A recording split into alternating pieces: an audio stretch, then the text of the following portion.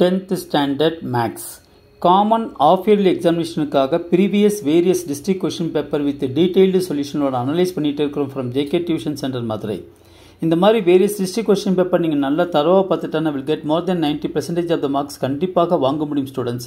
Let us start part 1 question number 5. I am Jaykumar. Which of the following should be added to make x power 4 plus 64 a perfect square? அப்ப நல்லா கவனிச்சிட்டு வாங்க. Perfect square 4 வந்து ஒரு perfect square ஏன்னா 2 square வந்துரும். இதே போல 9 எடுத்துக்கங்க 3 square வந்து ஒரு perfect square. 16 எடுத்துக்கங்க 4 square. 8 64 எடுத்துங்க 81 எடுங்க. 81 எடுத்துக்கிட்டனா so 9 வந்து perfect square. அப்ப 64 எடுங்க 8 square.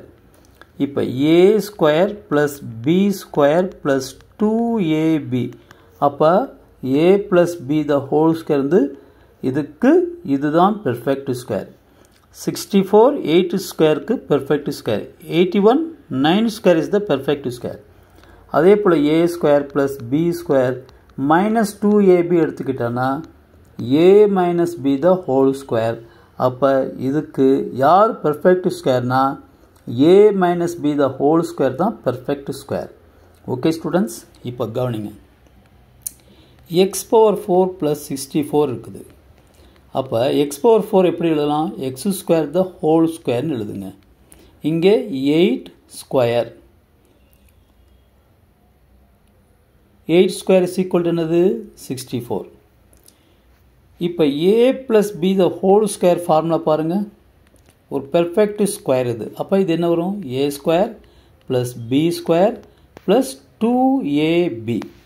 அப்போ a உடைய வேல்யூ வந்து இது பாருங்க x square போடுங்க plus a உடைய வேல்யூ b உடைய வேல்யூ 8 போடுங்க ஸ்கொயர்.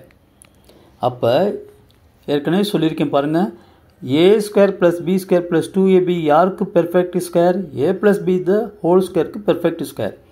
அப்போ a square என்ன வரும்? இது a இது b.